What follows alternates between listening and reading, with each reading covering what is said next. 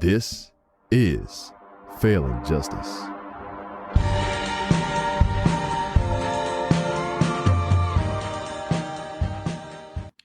What is up, everybody? Welcome to the Failing Justice podcast. I am your host, as always, Justin Carlson. I want to thank each and every one of you for listening in today. Another week here in the studio. Been a crazy week, been a crazy busy week for me, but nonetheless, I'm happy to be back here in the studio and able to come at you guys with another show. So, what is happening in our country? Everywhere you look, there's turmoil. The entire country is divided. Most of the vision come from the politicians that we think are going to save us. Who can afford anything anymore? The truth about our history is being erased. Violence has increased. Corruption has increased. Trust in our government and our justice system is completely eroded. And we are literally on many different fronts on the brink of war in America. What happened to the American dream of raising a family, having dinner together at night at the table and talking about your day? Going to work at your job or career that could support your decent lifestyle? What happened to living in a home that you purchased that you didn't have an interest rate of 7.23% and climbing?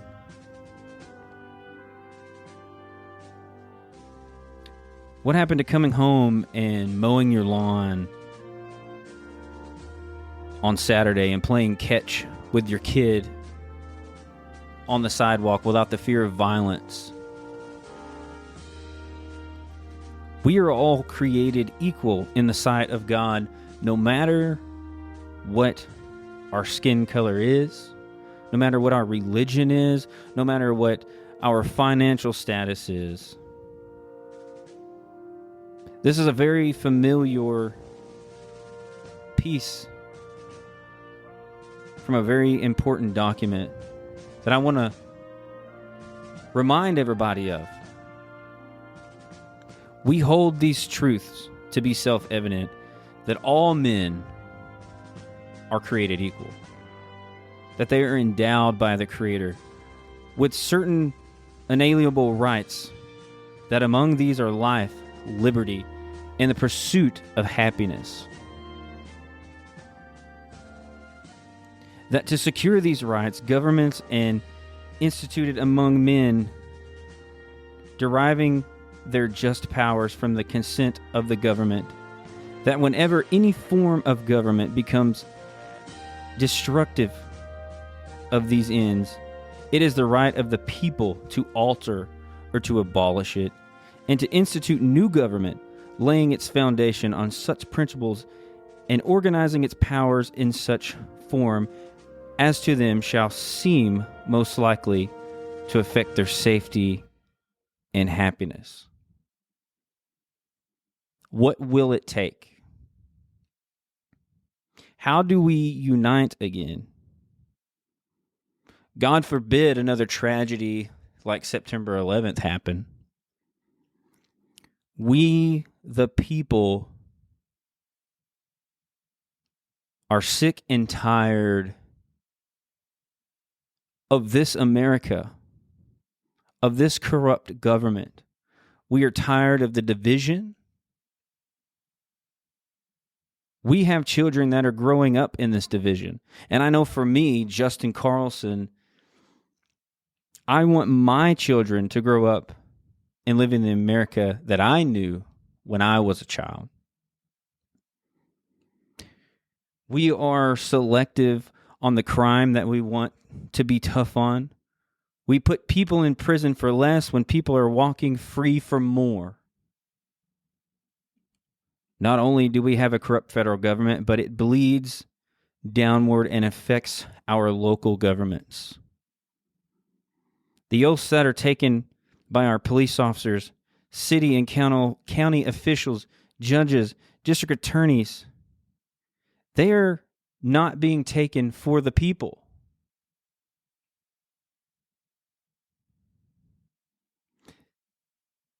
These people are taking oaths to serve their friends and their donors and themselves. And because of this, the average citizen is terrified of the police. And it shouldn't be this way. I worked for a very corrupt county and city in Anderson County, Texas. And I should not have to tell my boys these things. My boys love police officers. I've been a police officer, a detective in law enforcement in some form or fashion my entire adult life. Those that follow me know my story since I was 18 years old.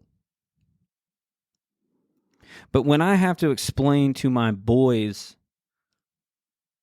why I left the police field, the law enforcement field, I have to explain to them, and that explanation, it involves the police are bad and they're doing wrong things. No one told me about bad cops when I was a child. I looked up to the police, and that's why I got into the profession to begin with.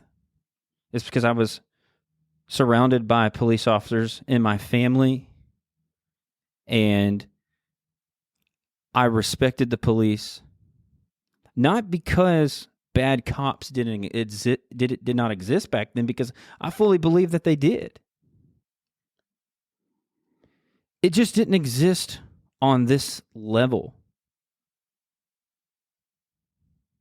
And when I have to explain to my boys that I had to leave the police profession because I had a bunch of piece of crap people that I worked with and for, that begins to also erode the trust of the innocent at such a young age. And it makes me angry. We have to wake up. America is literally in a state of destruction on so many fronts. And it's just we've become numb to it. Nothing changes because we have become numb to it. It's just accepted. Oh, our corrupt government does this. Our local police department does this. The district attorney does this. And we've just become numb to it. We have to unite. Different opinions oftentimes mean a war zone is created. We can still unify and have different opinions.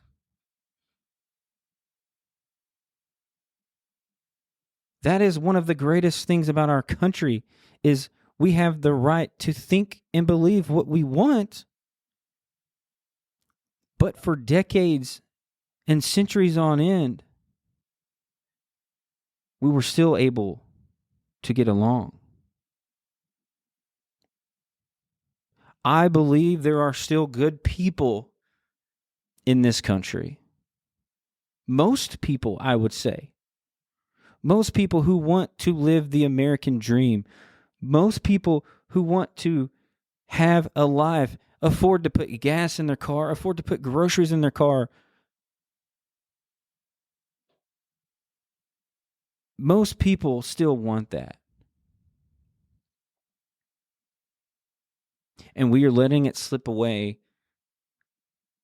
little by little because we cannot wake up. We cannot unite. We cannot set our differences aside and come together and say, look, this is the America that I grew up in. This is the America that I'm going to take back. I want my kids to live in the same America that I lived in. I want for their lives to be better than this.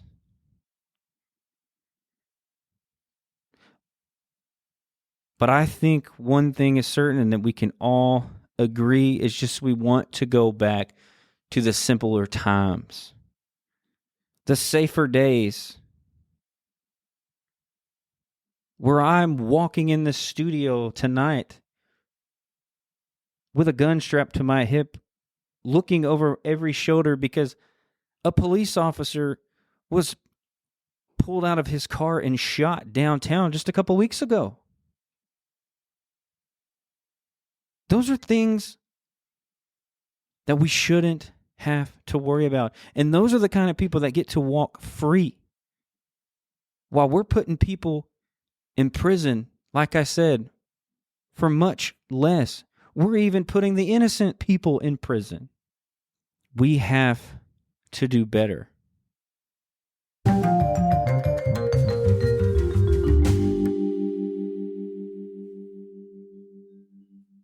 I want to let our listeners know that there's a way that you can help support our organization.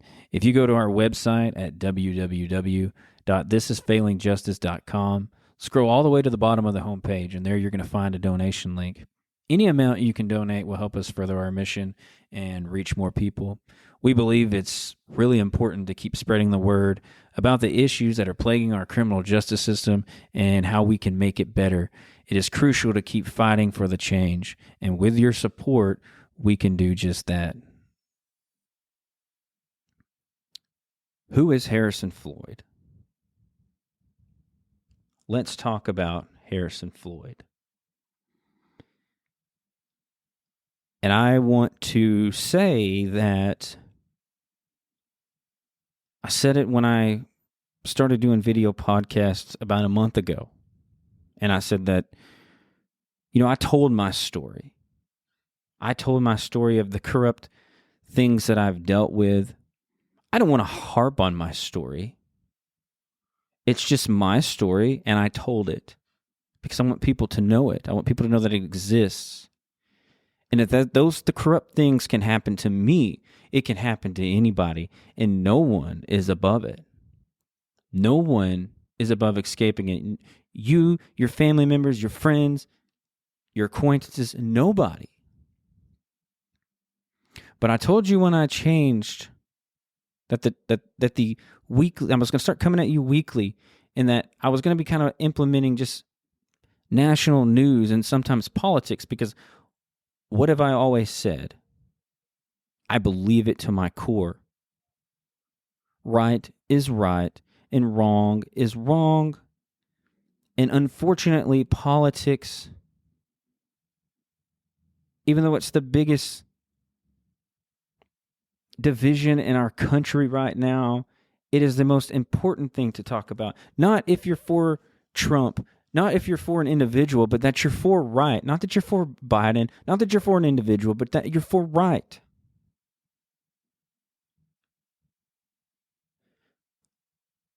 And so I'm going to introduce you to Harrison Floyd.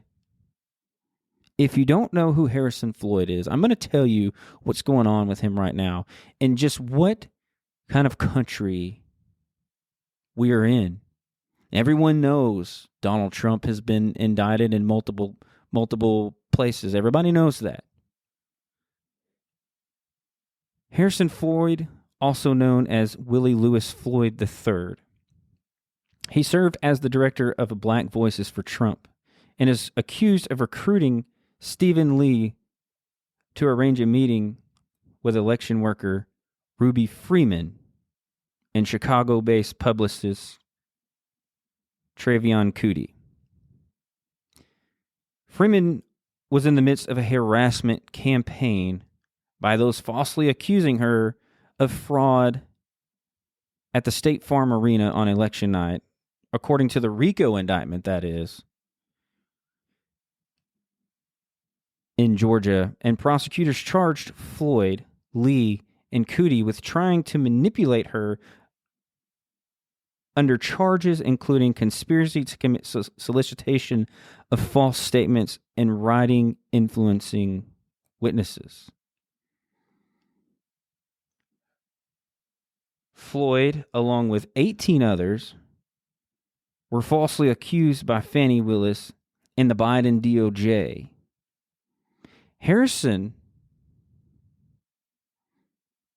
Floyd Harrison was merely listening on the phone with whistleblower Ruby Freeman during her voluntary January 4th, 2021 police station body cam admission, where she shared her troubling concerns about ballots, no investigation, and improper use of USBs. On August 25th, Harrison Floyd had his arraignment hearing in Fulton County, Georgia, after the indictment. So this video is a little bit long, but I promise you it's worth your time to watch it. It's about 6 minutes long, but I want to play this video because Floyd was the only person out of 19 people that were indicted in Georgia in the Georgia election fraud RICO case.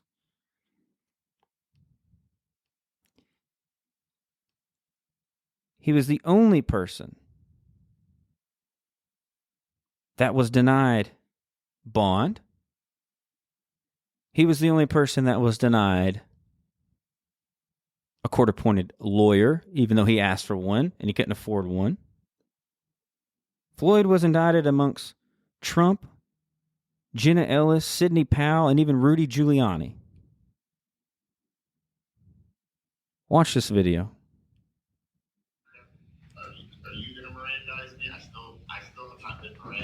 Okay, hold on one second, Mr. Floyd. So I'm not taking any statements from you today, all right? So we're not dealing with that. What today is just where I advise you of your rights and advise you of the charges that have been brought against you, and then talk to you about your right to counsel and your appointment of counsel, okay?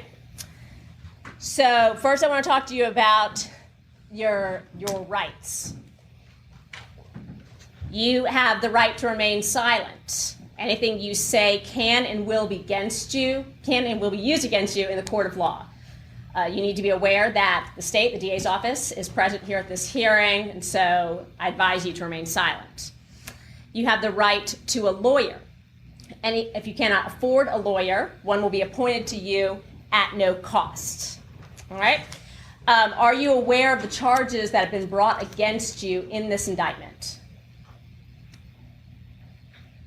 Yes, ma'am. The DA's office pulled me aside yesterday and they did Mirandize me and tried to talk about it. Okay. I'm assuming that's what you're referring to. Okay. I'm referring to the indictment where you have been charged in count 1 with violation of the Georgia RICO, Racketeer Influenced and Corrupt Organizations Act, as well as in counts 30 and 31,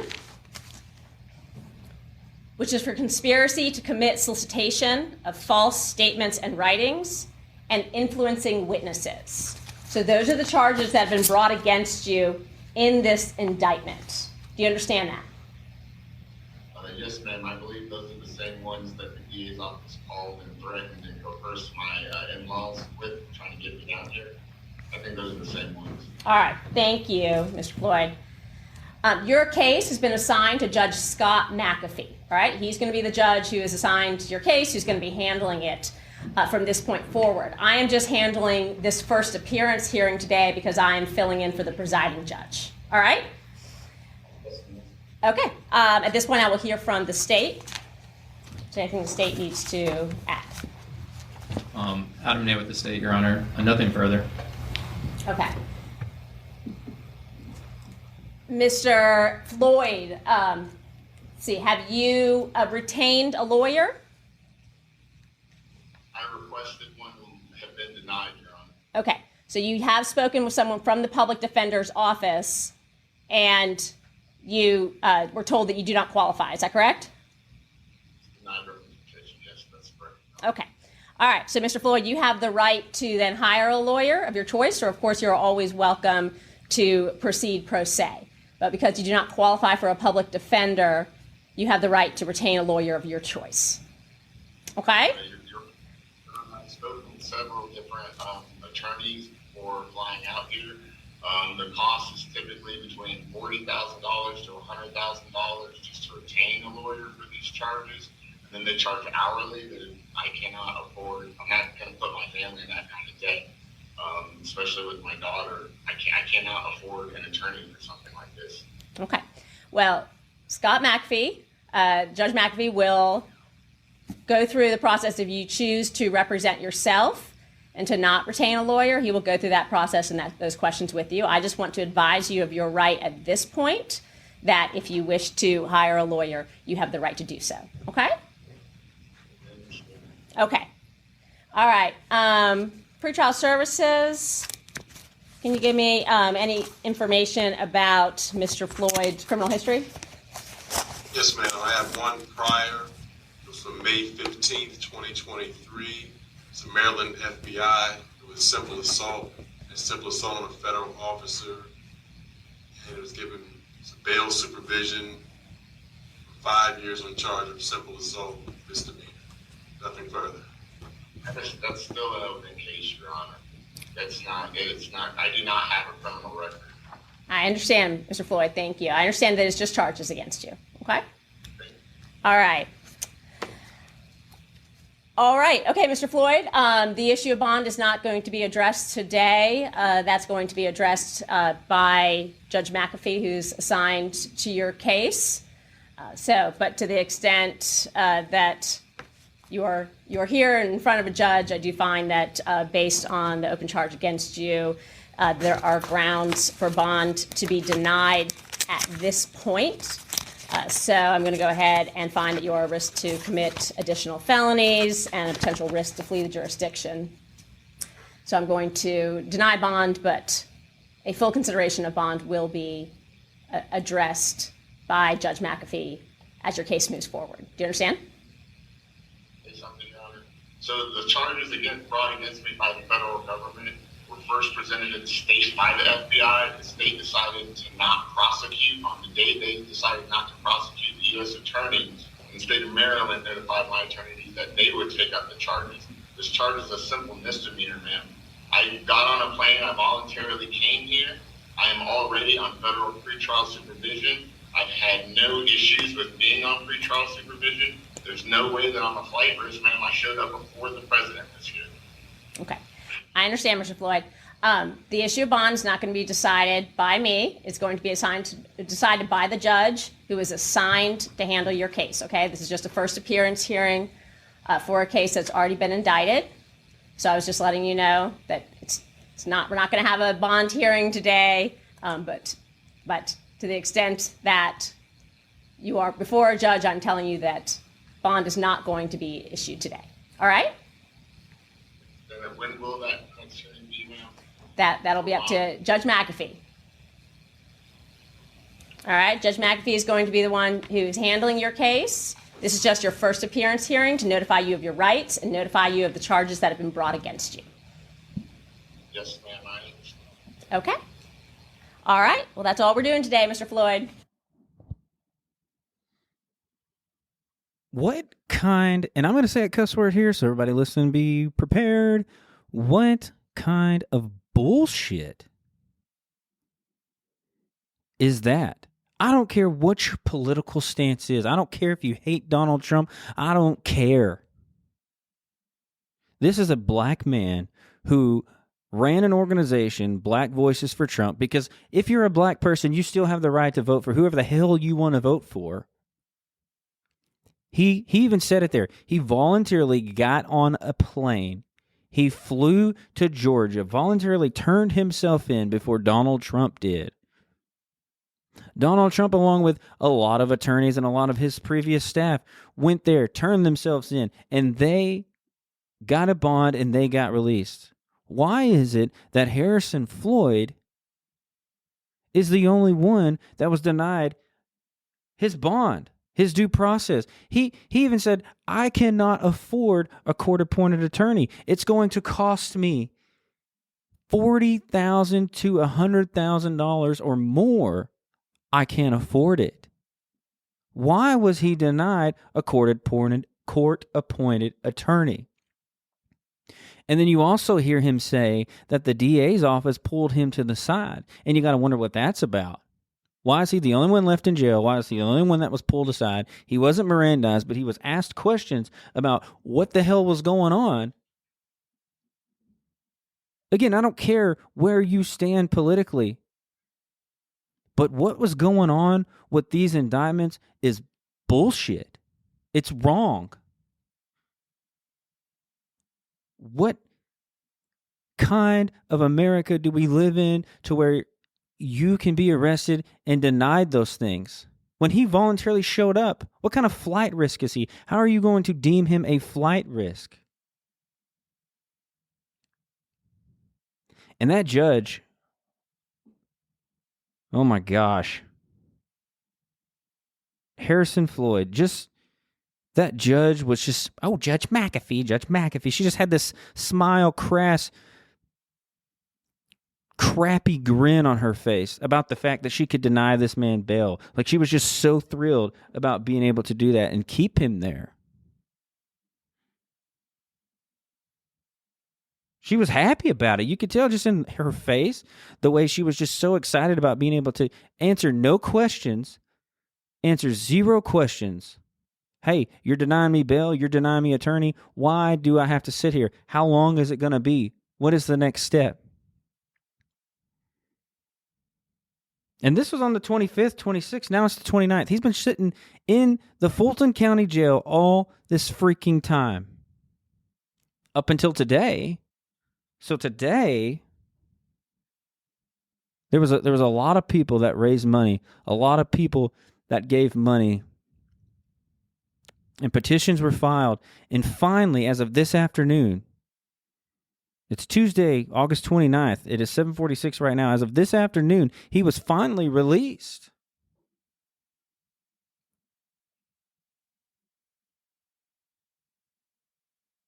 Listen, if a president is not safe from indictment, look at all the presidents that we've had in the last 20 years. 30 years. Think about all the things that they have done that they should have been indicted for. Look at the current scandal with our current president and his son. Will they be indicted? This isn't a one-sided show. You can't just one-sidedly choose who you're going to indict and who you're going to keep in jail. Going back to my statement from when I opened the show, we have got to wake up. We cannot stand for this. This man has a wife. He has a young daughter. And he's been indicted simply because he was on the telephone. He was on the telephone and he heard a whistleblower during a voluntary statement share her concerns. We're in trouble. We are in trouble. I've said it probably every show. If we cannot trust our government at the top, how are we going to be able to trust our local governments? In the communities where we live, where we raise our children, where we and our children and our family are at risk for this nonsense bullshit. It ought to make you angry. It ought to make you want to stand up. And here's the deal. I understand people don't want to, they're tired of hearing about politics. They're tired of hearing about Donald Trump. I'm going to be honest with you. I'm not the biggest fan of Donald Trump. I'm not. I've said that he should set this out because of the mess that he's in. Whether you agree if he got himself there or not, or whether he should be there, whether he shouldn't be there, whether you like Donald Trump or not, it doesn't matter. This could easily happen on your side of the politics, of the political aisle as well. I don't care. I understand people are tired of hearing about the politics and Donald Trump and our government, but guys, we are at risk. I'm telling you, we're at risk. This could easily happen to you just for simply stating your opinion.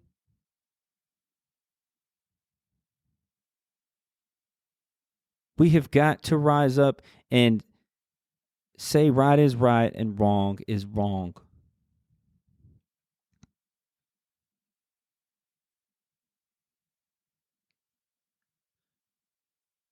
So that brings me to my next topic. This is absurd too. This is absurd too. Let me explain to everybody what the Gadsden Flag is, in case you're not aware.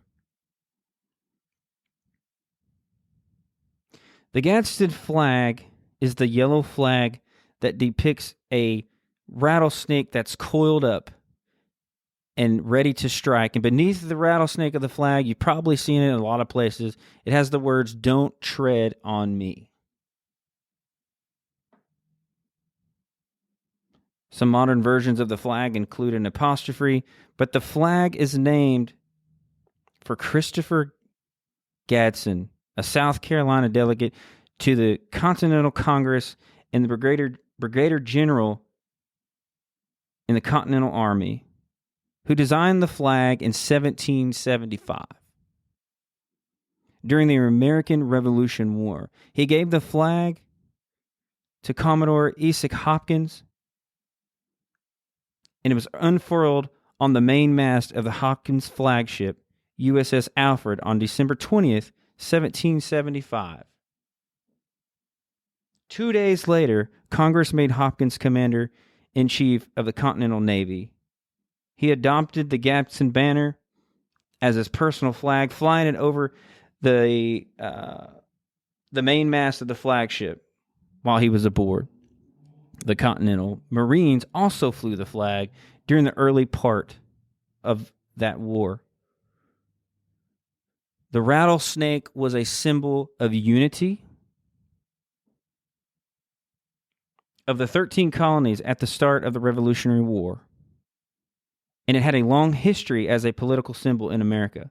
Benjamin Franklin used it.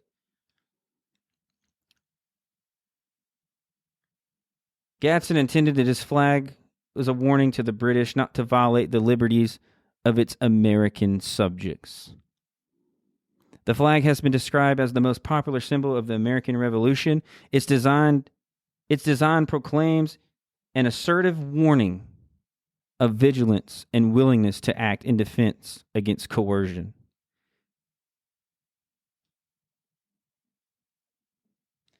This has led it to be associated with the ideas of liberty. It is often used in the United States as a symbol for libertarianism, classical liberalism, and small government, for distrust or defiance against authorities and government. And why is that?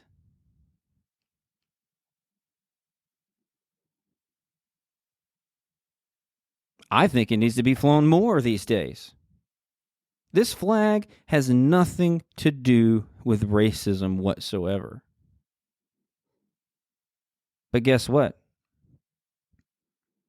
The Vanguard School in Colorado attempted to expel a 12-year-old child for having that flag The Gadsden Flag Patch. It's a patch. He had a bunch of patches on his backpack, and one of them was the Gadsden flag. Don't tread on me. Yellow with the snake coil, ready to strike.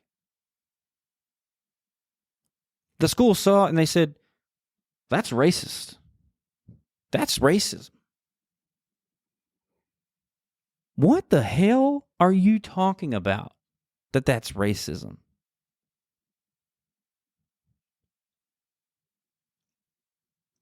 The boy called his parents, his mom. His mom showed up. Watch this video. This is an interview between a staffer at the school and the mom when the mom showed up. Watch this. It's a couple minutes. It is that it's a historical flag. So the reason that they do not want the flag, the reason we do not want the flag displayed is due to its origins with slavery and slave trade.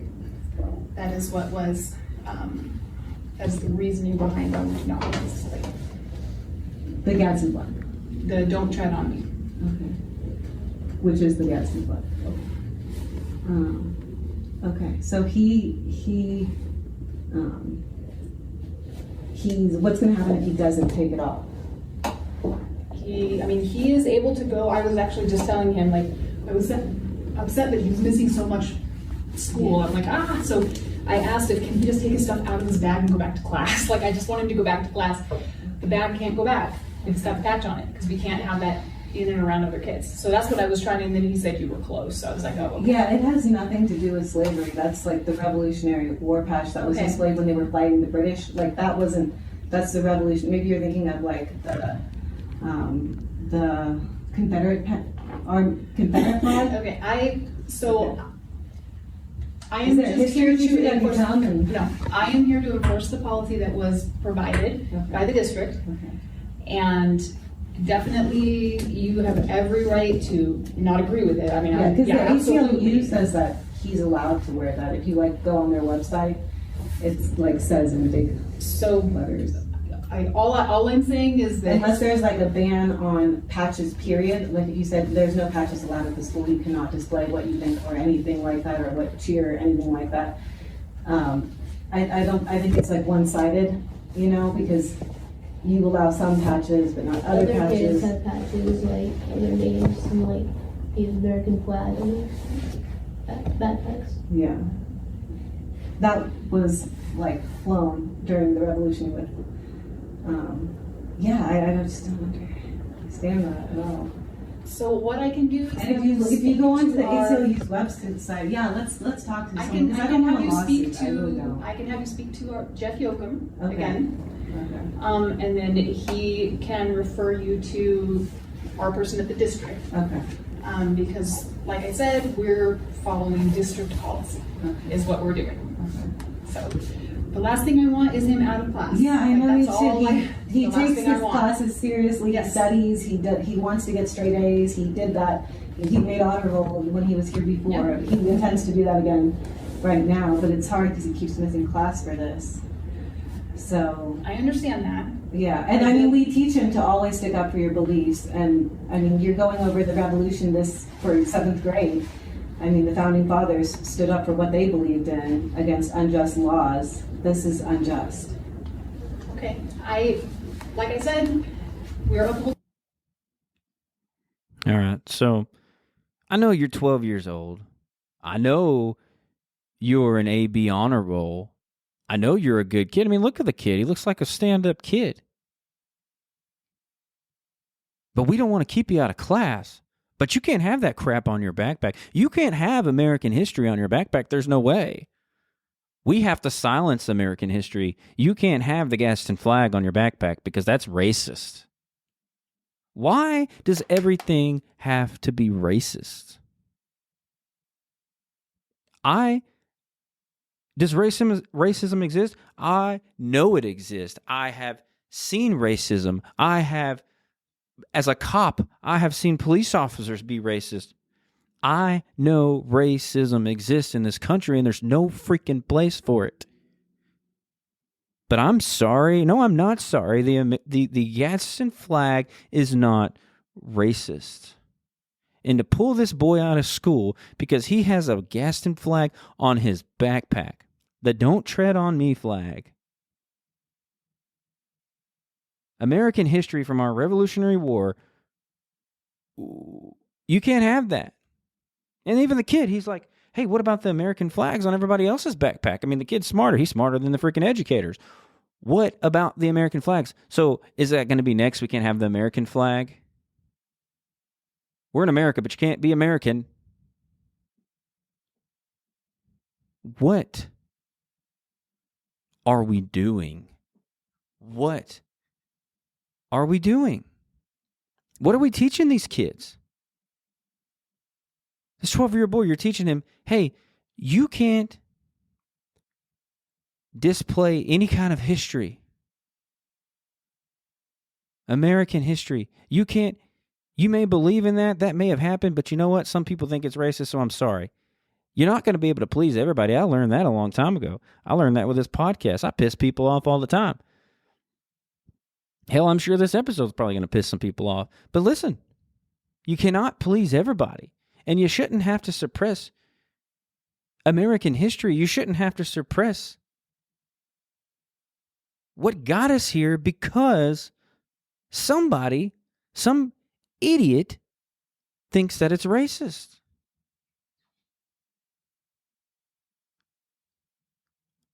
Suppress your beliefs, young boy. I'm sorry you believe in that.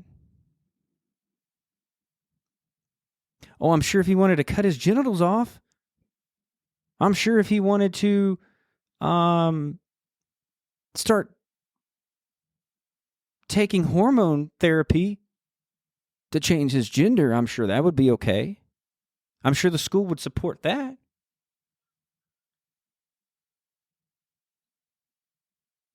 This is what we're teaching our kids. This is why. I don't care what you think, but these are the very things.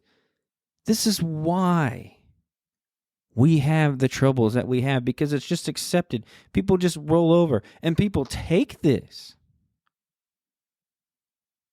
Oh, we're so sorry that your kid's missing class. I don't want him to miss class, blah, blah, blah, blah.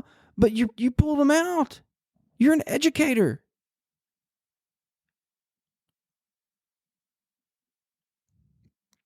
Man, this stuff grinds my gears, and it should grind yours too.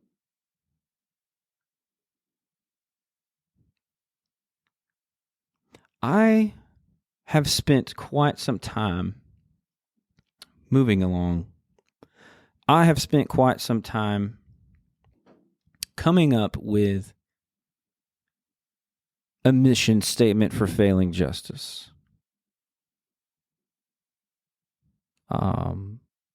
I don't plan to be silenced. I don't plan to stop anytime soon. I always want to make sure that I'm doing what I'm doing because it's right. I don't want to be a hero, but I do want to be a voice for those who don't have one. I want to speak truth. I want to speak life. I am a Christian. I believe in God. I have Christian values that are deep rooted within me.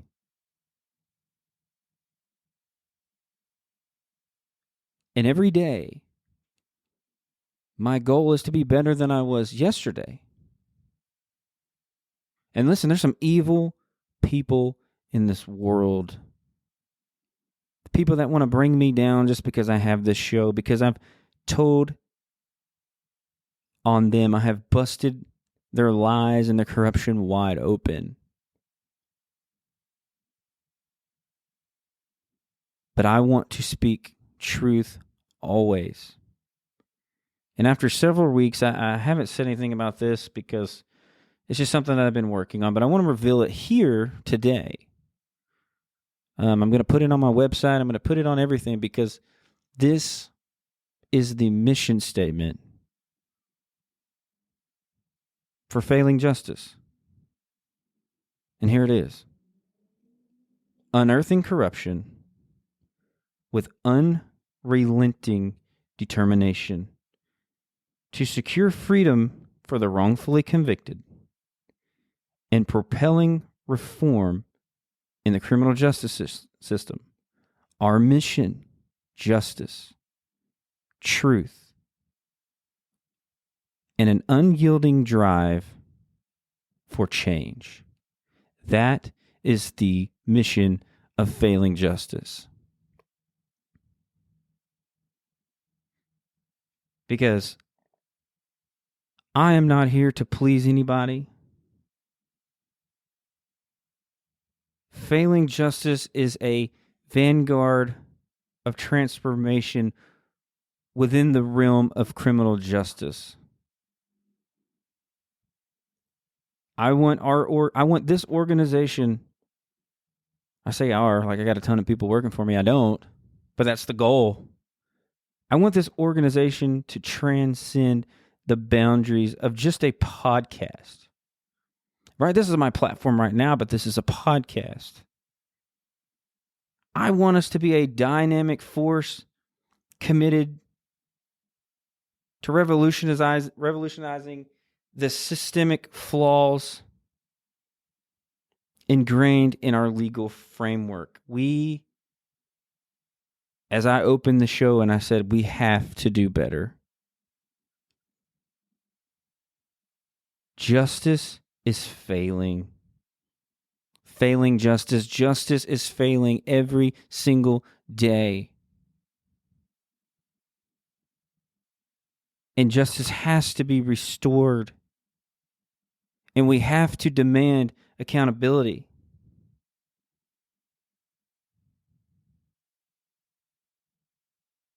I mentioned Richard Miles on my last podcast, and I still want to get Richard in the studio. Been in contact with him. Tirelessly working to exonerate those that are unjustly incarcerated because of people who want to self-serve, who don't see their calling as being higher. And I truly envision a future where justice is not just an ideal, but an actionable reality. That is what I want. And I'm so thankful that I'm able to have this platform. I'm blessed. I'm extremely blessed. I thank each and every one of you for listening to this podcast, for supporting me, supporting this journey that I'm on. And I would like to say thank you, because it means a lot. It's not easy. I'm a busy man. I'm all over the place. I have a career. I have a business. I have so many things. I have children. And I do this because I know what's happened to me. I know what's happened to people, to other people. I've seen it. And I want change. And I thank each and every one of you for being a part of this. And this is the end of the show for today. Remember to check us out on all the social media platforms: YouTube, Rumble, Instagram, Facebook, Twitter. You name it, it's out there. Please give us a like. Please give us a follow. And please share these messages that I'm trying to put out. I hope you guys have had a great week. I hope you have a great weekend.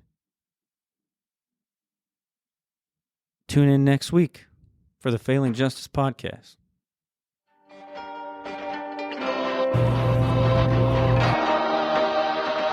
This is Failing Justice.